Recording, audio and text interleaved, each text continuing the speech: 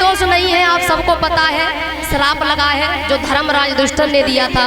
माँ, सगे भाई को तूने छुपा लिया, खास खून खास हमारा भैया, और हमारे हाथों से मारा गया, हमारे हाथों से।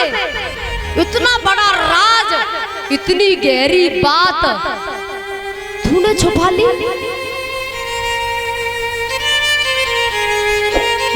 अगर राजमाता तू ना छुपाती,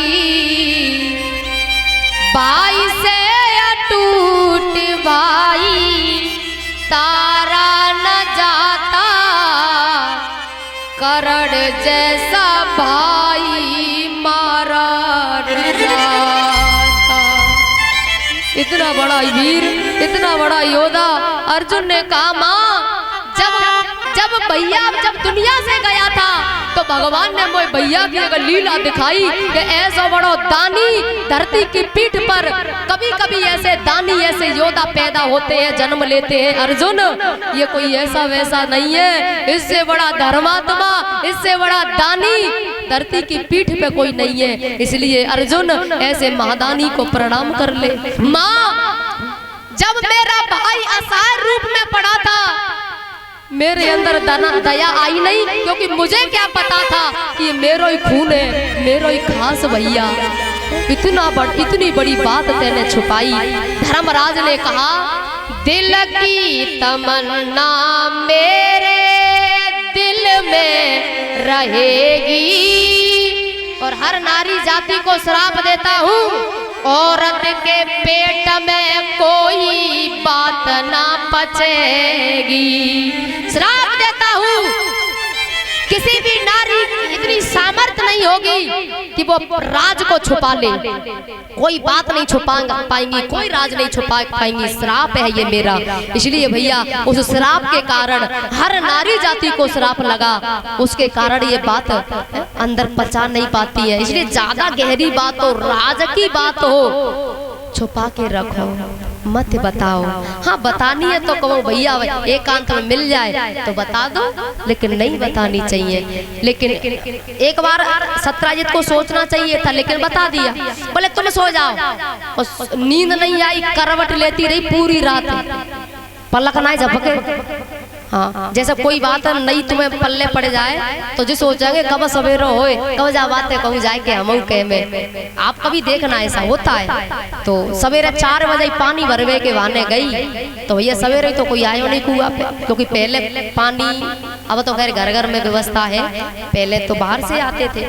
तो बहुत देर रह गई, लगभग 6 बजे 7 बजे कोई पड़ोसी ने आई, और बातों ही बातों में, अरे बहन ते देवर को कछु पतो चलो। अरे बहन कहा बताएं, वो बात कछु ऐसी है। कैसी बात है? अरे बात ऐसी है, मैंने तो ये बताई गई, और बहन तेने कहू और बताई गई, तो माँ बोलो ज्यादा गड़बड़ है जाएगा। बोली रहने अब तक बताओ, इतनी ऐसी गहरी बात बताई मैंने अपने बिनते उनायक बताई, और अब तू यह बात कह रही है, अरे हमें तो सहेली है, क्यों ना बता सकत तू? मैंने तो ऐसी बात बताई, तेने वो ऐसी बात बताई, तो ये बात क्यों छुपा रही है? वो ठीक है, लेकिन थोड़ी गहरी है। बोले नहीं बताना, मैं अपने बच्चे की सौगंध खा रही हूँ, तेरी कसम काऊ ते ना ही कहूँगी। अच्छा जी, कब आपस में मिले ना तो ऐसी बात करेंगी, तेईशु बहन, हाँ फलानी, और सासु मिलेंगी तो सासु का कहेंगी, अरे बहन बहू तो इतनी कुलच्छनी आई है, इतनी कुलच्छनी, पतो ना जाए माँ बाप ने कछु सिखायो है के भाई, तू बहू तो मम्मी है, तू सिखाए दे। मतलब बूढ़ी बड़ी मिलेगी तो जा बातें कहते हैं, और बहू मिलेंगी तो बहू आपस में कहेंगी, ऐसी सास मिली है, कहा पता नहीं मो तो पूजा में मेरे कौन सी कमी रह गई जो भगवान ने जिम सास हो गई। मैंने पूजा तो खूब करी, पर तो मुझे मिली। एक छोटी सी बात याद आ रही है। एक राजा की 3 बेटियां थी। बड़ी को बुलाया, राजा थोड़ा घमंडी था। बड़ी से कहा किसका खाती हो? पिताजी आपका दिया हुआ। ठीक है। छोटी को बुलाया, किसका खाती हो? पिताजी आपका दिया हुआ। ठीक है। प्रजा जितनी थी सबको पूछा किसका खाते हो? बोले महाराज आपका दिया हुआ।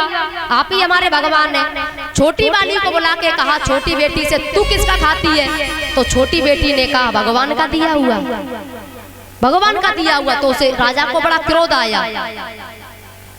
तो किसने क्या किया कि दो बेटी बड़ी थी, उनकी शादी अच्छे खानदान में अच्छे पैसा वाले के यहाँ करी, और जो छोटी वाली थी तो दो गुप्तचर दो दूत भेजे, जो ले जाओ जो सबसे बड़ा मूर्ख और सबसे बड़ा बीमार और गरीब होए ऐसा कोई देखो।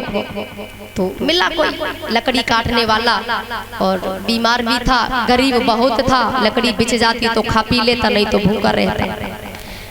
शादी ऐसे के साथ कर दी। अब बेचारी रोजाना सेवा करती है। हुआ ऐसा कि भैया कुछ दिन बाद उसे कोढ़ हो गया था, बीमार पड़ गया था, लेकिन पति की सेवा इतनी करी, इतनी सेवा करी, कभी उसने पर पुरुष को नहीं देखा, हमेशा सेवा करती रही।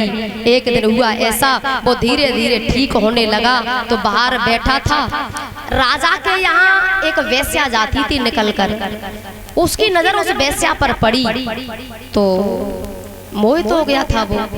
पत्नी ने पूछा क्या बात है? बोले एक नारी निकल के जाती है और उससे मैं मिलना चाहता हूँ। वैसे आए वो नाचने जाती है राजा के दरबार में, तो मैं मिलना चाहता हूँ। तो पति की आज्ञा का पालन, देखो पतिव्रता, पति की आज्ञा का पालन, पति पर चला नहीं जाता, कंधे में बिठाकर रात्रि में गांव से बाहर निकलकर, क्योंकि गांव में जाऊंगी मैं तो लोग चर्चा करेंगे, पता पति ये पीठ पे बैठा के कहाँ जा रही, लोग पूछेंगे। तो गांव से थोड़ी साइड से निकलकर पति को कंधे पर बिठा के जा रही थी। लेकिन रास्ते में एक घटना घट गई।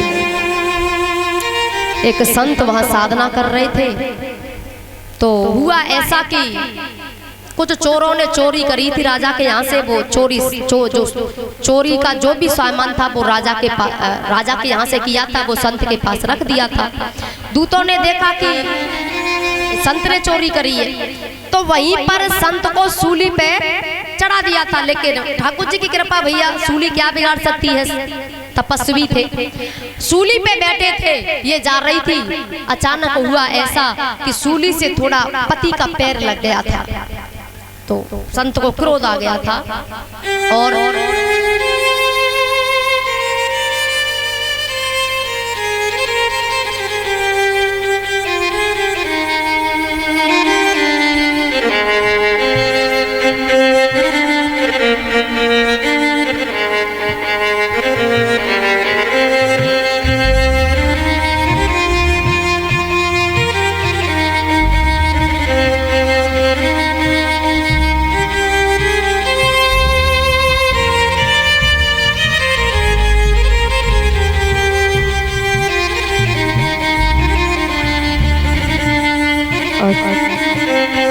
श्री कुमारी सावित्री देवी परिवार से ही है और भतीजी हैं अपनी सभी। 101 रुपए की माला से स्वागत कर रही हैं, जोरदार तालियां। भगवान को बनाए रखे, सब मनोकामनाएं पूर्ण हो। राधा कुमारी 101 रुपए की माला से स्वागत कर रही हैं, इनके लिए भी जोरदार तालियां। भगवान को बनाए रखे, सब मनोकामनाएं पूर्ण हो। पूजा कुमारी 101 रुपए की माला से स्वागत कर रही हैं, इनके लिए भी जोरदार तालियां। भगवान को बनाए रखे। अनीता कुमारी ये भी 101 रुपए की माला से स्वागत कर रही हैं, इनके लिए भी जोरदार तालियां। भगवान को बनाए रखे, सब मनोकामनाएं पूर्ण हो।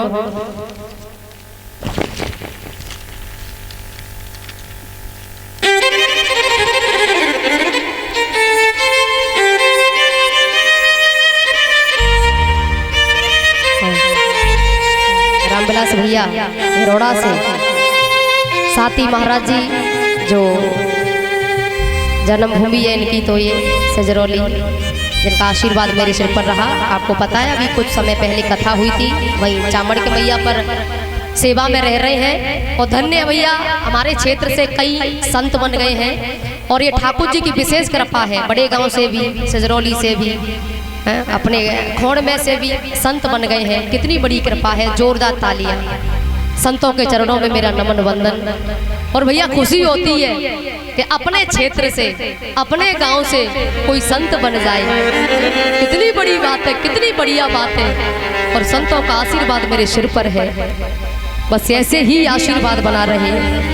और रामलस भैया की तरफ से भी 251 रुपए की माला, महाराज जी की तरफ से भी 251 रुपए की माला, और परिचित महाराज का भी स्वागत कर रहे हैं, जोरदार तालियां। संतों का आशीर्वाद है भैया, यूं ही बना रहे।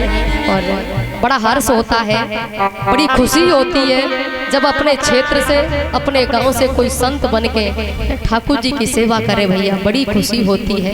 इस बात के लिए जोरदार तालियां। बड़ी संत समाज की, क्योंकि भैया संत जो है ये सदगुरु है और ये बिचौंदिया होते हैं, बिचौंदिया। हम तुम सबको ब्रह्म से मिलाते हैं, ये बिचौंदिया होते हैं। इनके चरण पकड़ लो, मिलाने का काम इनका है। इधर सत्राजित की पत्नी ने पड़ोसन को सारी बात बता दी। अरे बहन कहना मत, ठीक है, पूरी बात बता दी। जो राजा है ना अपना राजा, राजा, अरे बहन तो कहा बताऊं, जितना ऊपर ते कारो है उतना ही जी अंदर ते उकारो है। अरे बहन ऐसो का भयो, अरे भयो क्या वो मड़ी थी हमारे पास, इस राजा ने ले ली, हमारे देवर को मार दिया। अच्छा हाँ, कहना मत जी, मैं किसी से नहीं कहूंगी। और वो आई, पानी तो घर में रख दिया भर के, और बाद में दूसरी पड़ोसन दे जाके कह दे। अब अयोध्या में चर्चा चल रही है कि एक धर्म का अवतार, उसने ऐसा काम किया, इतना बड़ा काम, धर्म का अवतार ऐसा कर सकता है। तो कछु लोग कह रहे हैं अरे भैया पैसा के लिए तो आदमी धर्म को भी छोड़ देता है, लेकिन कछु लोग कह रहे हैं नहीं नहीं, ये धर्म का अवतार है, ऐसा नहीं कर सकते। हो सकता है ये बात मिथ्या हो। अब लोग अपनी अपनी जाकी रही भावना जैसी प्रभु मूर्त देखी थे ना, भैया सब अपनी अपनी भावना से सोच रहे हैं। बोले धर्म का अवतार ऐसा नहीं कर सकता, बोले नहीं नहीं, पैसे के लिए इंसान कुछ भी कर सकता है। अरे साहब धर्म की क्या बात है, कुछ भी कर सकता है इंसान। सब अपनी अपनी चर्चा कर रहे। बलराम ने कहा मंत्री से,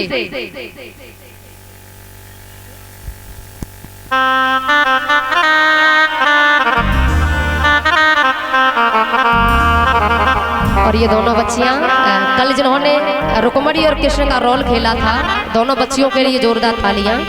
ये स्वागत कर रही हैं। भगवान कुछ बनाए रखे, सभी मनोकामनाएं पूर्ण हो, धन दौलत से भंडार भरे रहे, सुख समृद्धि दे परमात्मा। बोली वृंदावन बिहारी लाल की जय। बलराम ने सेनापति से कहा तैयार हो जाओ, आज हम सत्राजित को छोड़ेंगे नहीं, मार डालेंगे। तो मंत्री ने कहा वो तो ठीक है महाराज, लेकिन एक बार द्वारकाधीश से पूछ तो लो। अरे उससे क्या पूछेंगे, वो तो कोई धर्म की बात सुना के टाल देगा, वहां नहीं जाना है। बोले नहीं नहीं, मंत्री का धर्म फर्ज है, अपने राजा से सलाह ली जाए। तो बलराम ने कहा ठीक है, वैसे वो मानेगा नहीं, वो ऐसा ही है। तो जैसे ही मंत्री ने कहा भगवान से, भगवान तो आंखें बंद करके ध्यान कर रहे थे। तो बलराम ने कहा देखो ये ध्यान में बैठे हो, कन्हैया तुम ध्यान में बैठे हो, तुम्हें ये नहीं पता द्वारकापुरी में तुम्हारे प्रति लोग कैसी भावना रख रहे हैं, क्या क्या बोल रहे हैं, क्या बोल रहे हैं। बोले सत्राजित ने मणि की चोरी का इंजाम तुम पे लगाया है, लोग बुरी बुरी बातें कर रहे हैं, तुम ध्यान में बैठे हो। भगवान मुस्कुरा गए, बोले तो क्या सलाह है। सलाह ये है हम जा रहे हैं, आज उस सत्राजित को छोड़ेंगे नहीं, युद्ध करेंगे। भगवान हंस करके बोले आप युद्ध करोगे ठीक है, लेकिन क्या चर्चा होना फिर बंद हो जाएगा। भाई युद्ध करोगे फिर तो लोग और मोहर और लगा देंगे, बात साची है, लोग मोहर और लगा देंगे, सत्य देंगे उस बात को, बात सत्य है, किया होगा ऐसा, इसलिए ऐसा नहीं। तो बोले उपाय है ना, थोड़ा समय दो मुझे। तो भगवान गर्गाचार्य जी के पास गए, गर्गाचार्य जी से पूछा बताओ ये कोरा कलंक क्यों लगा है। ध्यान लगाया, गर्गाचार्य जी ने कहा भादों में चौथ का चंद्रमा देख लिया है, इस वजह से कोरा कलंक लगा है, तो क्या किया जाए। बोले कोशिश करो मणि मिल जाएगी। ठीक है, मंत्रियों को और भी लोग साथ गए, जहाँ शेर ने प्रसेन को मारा खोज लेते आगे गए, जहाँ शेर को जामंत ने मारा। अब भैया आगे गए हैं तो गुफा के अंदर खोज गए। भगवान ने कहा कि मैं अंदर जा रहा हूँ, अंदर जा रहा हूँ मैं। ज्यादा समय हो जाए तो तुम चले जाना। वही बार सब खड़े कर दिए। अंदर गए भगवान। जैसे ही जामवंती ने भगवान को देखा तो एकदम से चीख पड़ी, पिताश्री पिताश्री पिताश्री। जामवंती जी ने अपनी बेटी की चीख सुनी और गुस्से में आग बबूला आए, ना कुछ कहा ना सुना, युद्ध करना आरंभ कर दिया। युद्ध होते होते कई दिन हो गए। भगवान ने घूसा मारा, मुंह से खून निकला, बस आंखों में आंसू आ गए और जामवंत जी चरणों में गिर पड़े। पहचान लिया भगवान। त्रेता में राम, द्वापर में कृष्ण बन के आए। पहचान लिया प्रभु। त्रेता युग की बात याद आ गई जामवंत जी को। जब लंका पर विजय प्राप्त कर ली थी तो भगवान ने सबसे कहा कि भैया सब अपना वरदान मांगो, क्योंकि सब ने खूब सहयोग करो, खूब सहायता करी, वरदान मांगो। तो सबने जो चाहिए था वो मांगा। जामवंत जी मुंह फुला के बैठे। भगवान ने कही भाई तुम भी मांगो, तुमने भी मेहनत बहुत करी है। मेहनत क्या करी हमने, कहा तो मांगो ना। अरे क्या मांगे भगवान, युद्ध बहुत हुआ, लड़ाई बहुत हुई, अरे हमारे बाहों की खुजली मिटी नहीं। भगवान ने कहा ठीक है भैया आप इंतजार करना, हम द्वापर में कृष्ण बनकर आएंगे, मणि की खोज में आएंगे। तब मेरा धोखा खाया हुआ बैठा है। बोले सबसे बड़ा चोर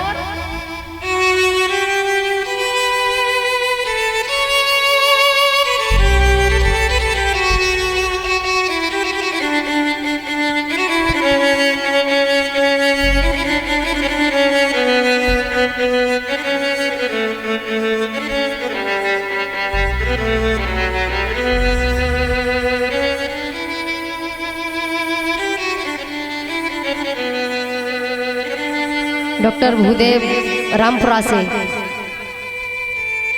251 रुपए की माला, साथ ही उनकी बेटी है ये, और फेटा 151 रुपए की माला से स्वागत कर रहे हैं। जोरदार तालियां इनके लिए। भगवान को बनाए रखे, सब मनोकामनाएं पूर्ण हो, धन दौलत से भंडार भरे रहे, सुख समृद्धि दे परमात्मा। बोली भक्त वत्सल भगवान जय हो।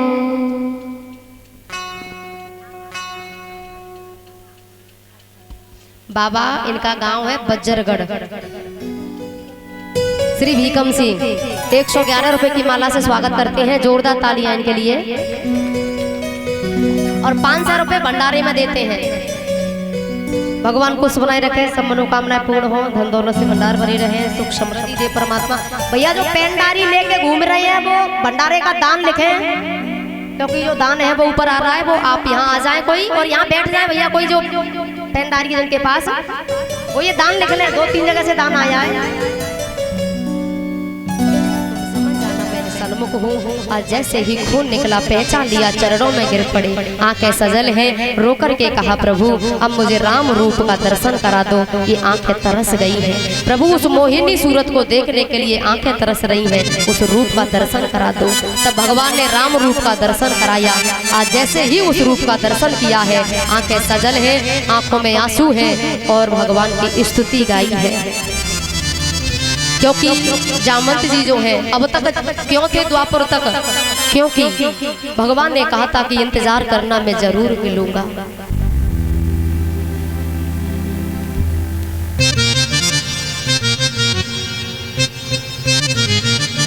और जगदीश भैया उनकी बेटी गिरजा परिवार से ही है, भतीजी है। 101 रुपए की माला से स्वागत करती है बच्ची। जोरदार तालियां। भगवान को सुनाई रखे, सब मनोकामना पूर्ण हो, धन दौलत से भंडार भरे रहे, सुख समृद्धि दे परमात्मा। बोलिए भक्त वत्सल भगवान की जय हो। राम रूप का दर्शन करके आज गदगद हो गई, धन्य हो गई। और कहा फिर कहो प्रभु आदेश करो दास को क्या करना है। बोले इस मणि ने कोरा कलंक लगा दिया है, भगवान मणि को ले जाओ और जिसके पास मणि रखी है उसको भी ले जाओ, क्योंकि अब मैं बूढ़ा हो गया हूँ, मैं इसके लिए वर कहाँ तरासूंगा। भगवान मेरे सिवा और भी कोई नहीं है परिवार में, मैं वर कहाँ ढूंढूंगा इसके लिए। आपसे अच्छा वर भला कौन होगा प्रभु, आप ले जाओ, मणि को भी ले जाओ। क्योंकि पहले तो तुम मर्यादा में रहे थे तो एक शादी करी, अब तुम मर्यादा में थोड़ी है, चाहे जितनी शादियां कर सकते हो। तब जामंत ने अपनी बेटी का विवाह भगवान के साथ किया, मणि को साथ दे दिया। बहुत रोई है जामंती पिता के गले से लगकर। और पहले की बेटियां बहुत रोती थी, बहुत रोती थी। आजकल की इतना नहीं रोती हैं। आजकल की कोई कोई तो बेटी ऐसी है, गाड़ी में बैठेंगी और टाटा बाय बाय, अपन चले टाटा, मम्मी बाय बाय, पापा टाटा, भैया बाय बाय। पहले की बेटियां बहुत रोती। खैर गांव की बच्चियां आज भी बहुत रोती हैं, जब विदा होती है ना बहुत रोती है। महाराज बहुत रोई है जामंती। मैं गुड़िया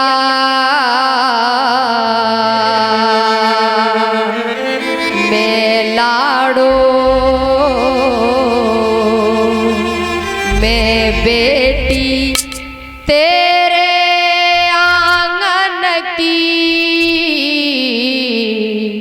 मैं चिड़िया।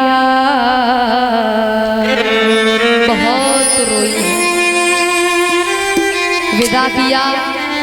द्वापुर में ही जामंत ने बेटी को विदा करने के बाद गंगा स्नान करने गए हैं। गंगा स्नान करने के बाद उन्होंने अपने शरीर को त्यागा है। अब तक शरीर रखा था, क्यों? क्योंकि भगवान मिलेंगे। भगवान का दर्शन करने के बाद बेटी का विवाह किया और विदा किया। उसके बाद गंगा स्नान करके अपने शरीर को त्यागा और ये भगवान के धाम गए हैं, क्योंकि भगवान के भक्त थे। जामंती को लेके आए, रुक्मणी ने आरती की है। और ऋषराज की बेटी, बड़े बड़े नाखून, बड़े बड़े बाल, लेकिन रुक्मणी मैया ने कहा मेरी छोटी बहन है तू, मुझसे क्यों घूंघट लगा रही है? अपने यहाँ घूंघट लगावे की संप्रदा तभी से चली है, मैया घूंघट लगाती हैं। तो महाराज जैसे ही कहा तो भगवान समझा के लाए थे, घूंघट खोला नहीं। फिर बाद में कहा अरे बहन मैं पतो तू मोते ज्यादा सुंदर है। भैया लक्ष्मी का वचन मिथ्या नहीं हो सकता। जामंती को दिव्य स्वरूप मिला है। बोली रुक्मणी मैया की जय हो। अब वो मणि ली और भगवान ने सत्राजित को दे दी। ले भैया मणि, तेरा भाई गया था शिकार खेलने, ले मणि रख ले अपनी। अब किसी को तुम कोरा का रंग लगाओ और फिर वो बाद में बात साबित है जाए तो फिर समाज में मुंह दिखावे लायक रहते नहीं। अब क्या करें भैया, मैंने तो अब मैं तो वहाँ के सामने जाकर माफी ना मांग सकत। कबो जीवन में अगर अपन से भी गलती हो जाए, अगर इंसानियत है तो सामने माफी मांगने में कोई बुराई नहीं है। लेकिन कभी कभी ऐसा होता है, अरे भैया गलती मैंने इतनी बड़ी गलती करी है कि मैं तो माफी नहीं मांग सकता। और जो अपनी गलती को स्वीकार करता है वाकई में इंसान है वो। नहीं तो तुमने अक्सर देखी होगी 90% लोग कितना बड़ा काम गलत कर दें पर वे जे ना कहेंगे कि मैंने गलती करी है, कहते ही ना है, नहीं कहते वो मैंने गलती करी है। लेकिन अपनी गलती क्यों ढूंढता है बुराई किसी में, तुझसी बुराई न मिलेगी किसी में। क्यों ढूंढता है बुराई किसी में, क्योंकि एक उंगली इधर है तो 3 उंगली अपनी तरफ है। महाराज कहीं नहीं जाता, तब इसकी पत्नी ने कहा एक उपाय है, समाज में तुम बैठे हुए लायक रह जाओगे। क्या बात, क्या करें? बोले अपनी बेटी का विवाह भगवान के साथ कर दो, मणि को दहेज में दे दो। ऐसा ही किया, सत्यभामा का विवाह भगवान के साथ कर दिया, मणि को दहेज में दे दिया। बोली वृंदावन बिहारी लाल की जय। कितनी हो गई? भगवान की बे, भगवान की बे कितनी हो गई? रुक्मणी, जामंती और सत्यभामा कितनी है गई? कितनी है गई?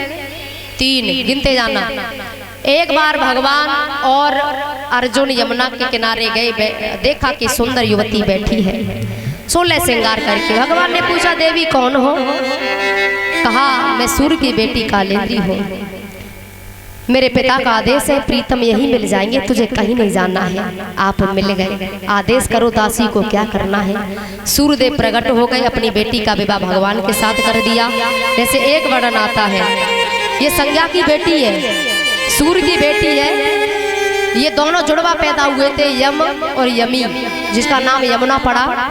लेकिन जब सूर्यदेव और संज्ञा में लड़ाई हो गई थी तो अपने पिता के यहाँ संज्ञा आई, बड़ा दुख हुआ था यमी को, यम को भी रोए थे ये। तो फिर यमी ने ऐसा संकल्प लिया, मेरी माँ नहीं है सूर्य लोक में तो मैं भी नहीं रहूंगी, मैं क्या करूंगी यहाँ रहकर। तो यमी एक जल बनकर हिमालय पर जाकर के गिरी, जो हिमालय राज ने स्वागत किया था। और महाराज रोते हुए आंखों में आंसू थे, यमराज भी रो रहे थे, यम रो रहे थे, मेरी बहन दुखी होकर पृथ्वी लोक पर गई है और जल के रूप में प्रवाहित हो गई है। रो रहे थे, तब नारद जी का आगमन हुआ। नारद जी ने कहा, यम क्या बात है, क्यों रो रहे हो? बोले मेरी बहन पृथ्वी लोक पर जल के रूप में प्रवाहित हो गई है, लेकिन बहुत दुखी रो करके गई है। तब नारद जी ने कहा, कोई बात नहीं है, द्वापर में भगवान अवतार लेंगे और कृष्ण रूप में अवतार लेंगे, तुम्हारी बहन के साथ उनका विवाह होगा तो तुम्हारी बहन का जीवन धन्य हो जाएगा। जैसे ही कहा, यम खुश हो गए मेरी बहन का सौभाग्य सुनाने के लिए। हे देव ऋषि नारद, आपका बड़ा बड़ा बहुत बहुत धन्यवाद। कालिंदी जो आज भी यमुना के रूप में बह रही है, इनके साथ विवाह हुआ। बोली वृंदावन बिहारी लाल की। कितनी हो गई, कितनी हो गई, पीछे वाली कितनी है गई? 4। और एक और है जिनके साथ विवाह हुआ, मित्रविंदा। महाराज स्वयंवर रचा था, स्वयंवर में भगवान भी गए थे, बहुत देश विदेश से राजा पधारे सब बैठे थे। मित्रविंदा वरमाला लेकर आई है। माला फूलन की जाने कौन के, माला फूलन की जाने